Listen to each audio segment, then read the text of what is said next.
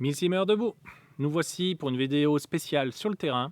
Ce soir, on a une marche nocturne avec ma team, les ATMS, et c'est l'occasion pour nous de revenir sur cet exercice indispensable de toutes les teams Milsim.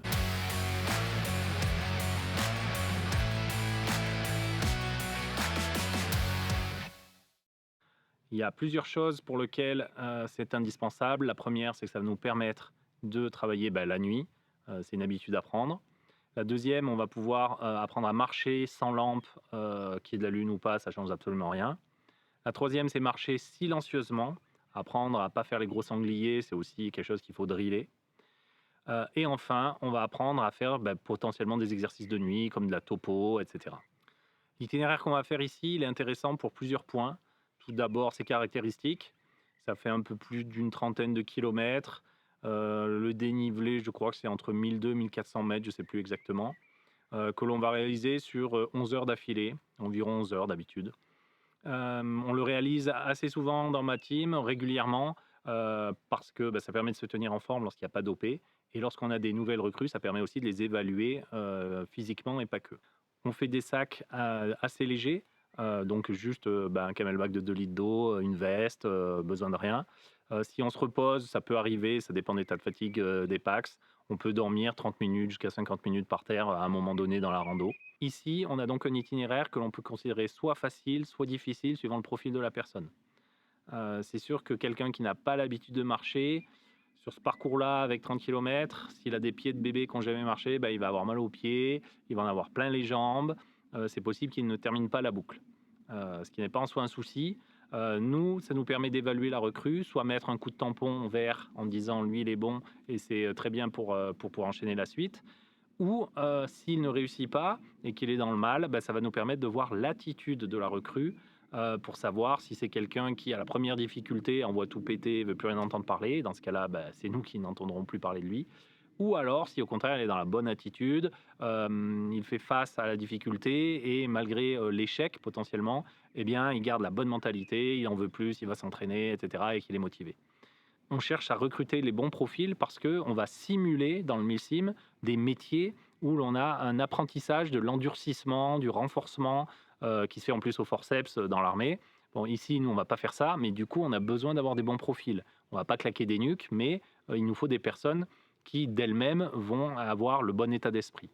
Deuxième point important pour cet itinéraire, il est en grande partie à proximité de pistes ou routes carrossables. Du coup, s'il y a abandon, c'est pas très grave, on peut arrêter à peu près quand on veut. Et enfin, troisième point, clin d'œil historique, Napoléon, 1815, après un an d'exil sur l'île d'Elbe, il va profiter que le colonel Campbell, un Anglais qui devait le surveiller, aille voir sa maîtresse sur le continent en Italie. Et lui, il va se tirer de l'île avec des bateaux, il va débarquer à Golfe-Juan le 1er mars 1815. Et le 20 mars 1815, il entrera dans Paris. Il va débarquer à Golfe-Juan avec 1200 hommes et va éviter la vallée du Rhône acquise à la cause royaliste en contournant par les contreforts alpins. Du coup, petit clin d'œil historique pour nous, on va faire les premiers kilomètres de cette marche depuis le bord de mer jusque sur les premiers sommets alpins. Il est temps pour moi d'aller manger la pizza avec les gars, alors légère et surtout pas se gaver, sinon on risque de le payer derrière. À très vite. Et nous voilà dans cette marche au sud du Vallon de la Siagne, à la Chapelle Saint-Martin, aux portes d'Escragnole, et on poursuit.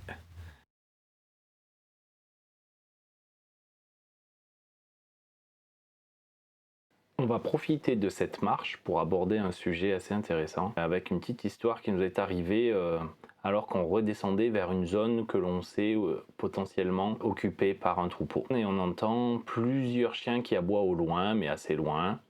Donc on continue puisqu'on était censé poursuivre une piste sans aller jusqu'au bâtiment et au troupeau. Mais là on sent que les chiens se dirigent vers nous. Nous on est dans le noir complet, donc on ne sait pas trop exactement si on est sur le chemin ou pas. On essaye de progresser, on essaye de maintenir notre cap et de continuer vers l'est. Mais on sent bien que les chiens sont en train de venir sur nous, il n'y a aucun doute là-dessus. C'est pas super confortable, mais on continue tranquillement et sans paniquer à avancer. Alors là il faut pas se méprendre, on est face à des chiens parce qu'il y en a plusieurs qui ont l'habitude de faire de la tactique.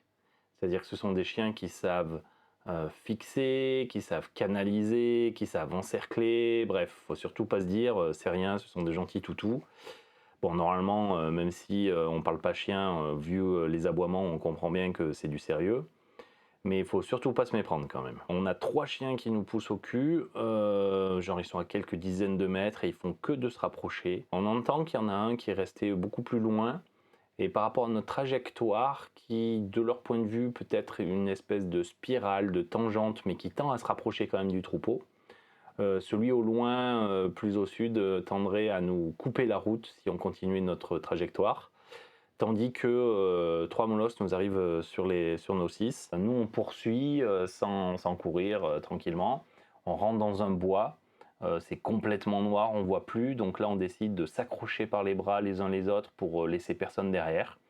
Et on poursuit toujours vers l'est en s'éloignant. Et les chiens ne nous lâchent pas. Il y en a un qui est vraiment très impressionnant. C'est le plus gros des gros que j'ai jamais vu. Et pourtant, on en a croisé quelques-uns avec les OP et autres. On peut dire qu'il fait, je sais pas, 2 poneys Shetland empilés.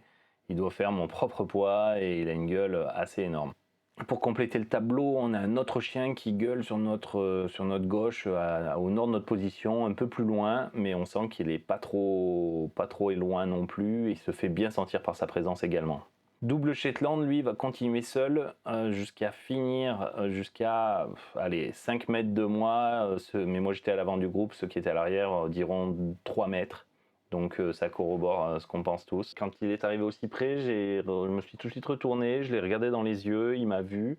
Et là, je lui ai dit directement quelque chose du genre c'est bon, t'as vu mon gros, on part, tranquille.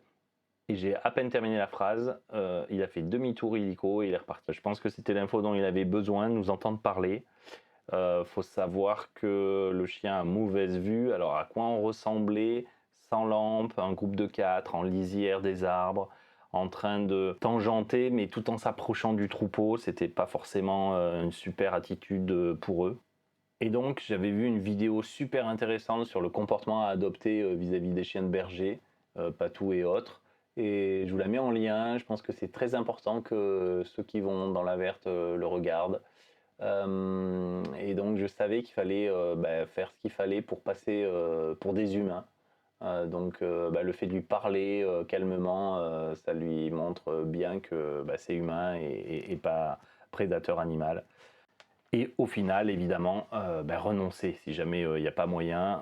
Il n'y a pas un chien qui est identique en termes de caractère, c'est un peu comme les humains. Donc si vous ne devez pas passer par le chien, ne passez pas et puis renoncez tout simplement. Si vous allez dans la verte, c'est vraiment indispensable de se préparer à de telles rencontres. Sinon, il y a un risque avec le mélange de peur, de fatigue, qui est un des packs, si c'est pas préparé, qui part dans un comportement un petit peu agressif, qui ramasse des caillasses, qui jette, qui prenne un bâton, qui se met à lui faire face, et là, aïe aïe aïe aïe. Donc c'est pour ça que c'est vraiment important d'en avoir parlé avant pour que le jour où ça arrive, on sait tous quelle est la conduite à tenir.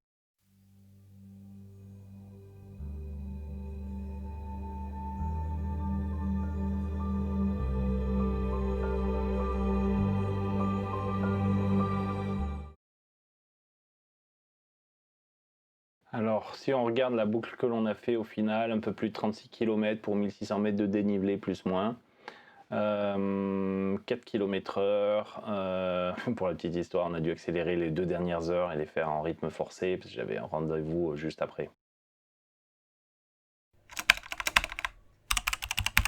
On arrive à la fin de cette vidéo sur la nécessité d'aller marcher de nuit, que ce soit pour l'endurance, la privation de sommeil ou simplement l'habitude de travailler dans le noir. Ici avec un bel exemple d'oubli d'allumage de micro au sommet de la montagne de Thiers. La plupart des OP en commando que nous avons fait jusqu'ici ont été plus compliqués sur le plan endurance physique que cette marche. On garde la liaison.